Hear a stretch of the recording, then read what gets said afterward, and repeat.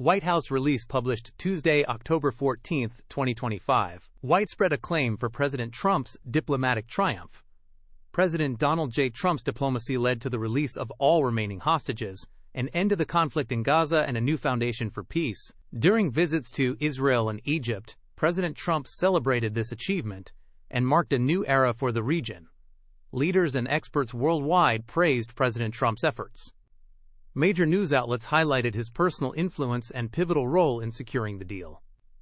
The agreement was described as a major diplomatic victory and a game-changing moment that ended years of war. Former Presidents Joe Biden and Bill Clinton, as well as former Vice Presidents Mike Pence and Kamala Harris, commended President Trump and his team for their leadership.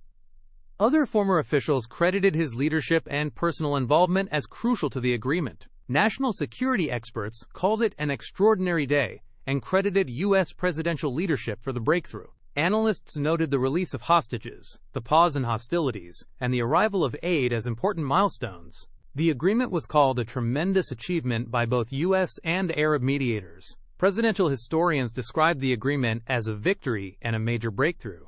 Commentators praised the coalition building and the president's role in uniting Arab states and Israel. Military leaders said adversaries now see the strength and indispensable leadership of the United States. Legal scholars called President Trump's diplomacy brilliant and said the agreement could be a step toward lasting peace. Advocacy groups described him as the most pro-Israel president in U.S. history and praised the administration for bringing new hope for peace.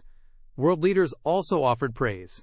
Israeli Prime Minister Benjamin Netanyahu called Trump Israel's greatest friend in the White House and thanked him for pivotal leadership.